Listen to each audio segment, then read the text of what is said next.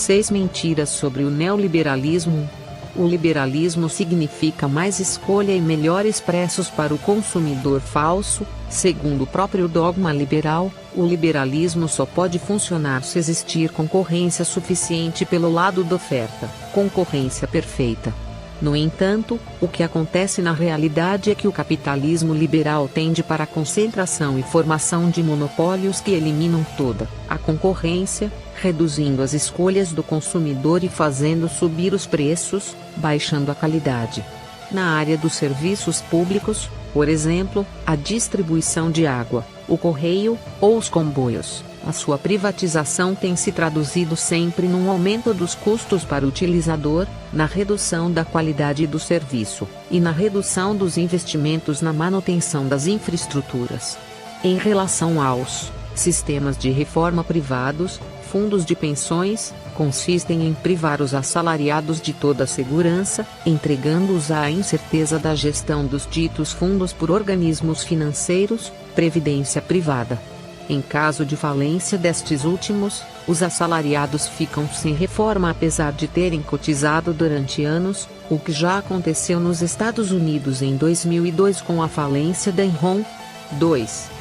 O liberalismo é o jogo do mercado livre. Falso. Ainda segundo o dogma liberal, para que o mercado seja livre é necessário que seja transparente e que os consumidores disponham das mesmas informações que as empresas.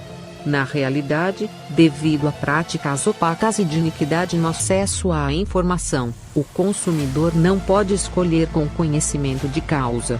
3. O crescimento cria emprego. Falso. O crescimento cria empregos num primeiro momento, mas serve sobretudo para financiar as reestruturações e as deslocalizações.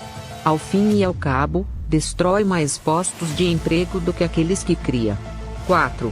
Só o mercado pode determinar o preço justo das matérias-primas, divisas ou das empresas. Falso. Os mercados são guiados essencialmente pela especulação e pela busca do maior lucro possível a curto prazo. As flutuações e variações do mercado são por vezes irracionais, excessivas, e submetidas à manipulação. Estas oscilações excessivas no mercado, bolsa, são destrutoras, provocam ruína e quebras na economia real. Mas ao mesmo tempo, estas variações são geradoras de lucros para os especuladores. 5. A empresa cria riqueza.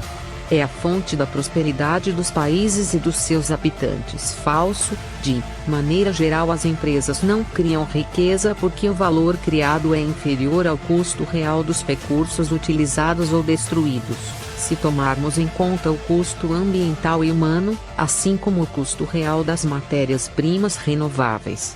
O lucro das grandes empresas é conseguido na realidade em detrimento da natureza, pilhada pela exploração, a urbanização e a contaminação, ou vampirizado sobre outros fatores econômicos, sobre os assalariados, que serão despedidos para diminuir custos ou aumentar a produtividade, que verão o seu salário e proteção social reduzidos, sobre os consumidores que pagarão mais por uma qualidade ou quantidade menor, sobre os fornecedores, em particular sobre os produtores de matérias-primas minerais ou agrícolas, sobre outras empresas que serão forçadas à falência mediante práticas desleais de concorrência, ou que são compradas para ser posteriormente desmanteladas, vendidas às partes, e cujos assalariados serão transformados em desempregados, sobre as populações do terceiro mundo que serão expoliadas das suas terras e dos seus recursos, e que serão reduzidas à escravatura, obrigadas a trabalhar em minas ou em sweatshops das empresas multinacionais, ou ainda pior, obrigadas a servir de cobaias para a indústria farmacêutica, ou a vender os seus órgãos, geralmente um rim ou um olho, que serão operados a doentes ricos. O preço pago por um rim vai de $20.000 na Turquia até $800 na Índia. 6. A globalização beneficia todos. Falso. Entre 1992 e 2002, o rendimento por habitante caiu em 81 países.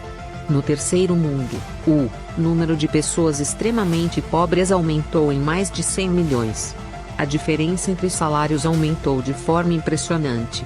Tomemos o exemplo de uma operária de uma empresa asiática subcontratada pela Disney, que fabrica roupa com o logótipo do Mickey para consumidores ocidentais. Esta operária trabalha numa sweatshop, 14 horas por dia, 7 dias por semana, sem nenhuma proteção social, sem direito à greve, por um salário diário de $0,28.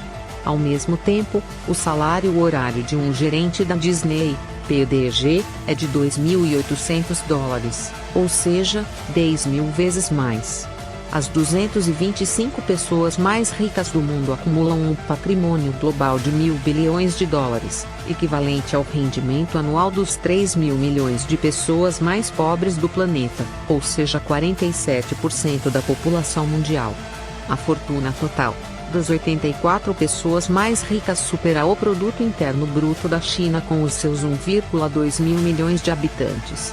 Em 2002, 20% da população mundial absorve 80% das riquezas, possui mais de 80% dos carros em circulação e consome 60% da energia, enquanto que 1.000 milhões dos habitantes mais pobres repartem 1% dos rendimentos mundiais.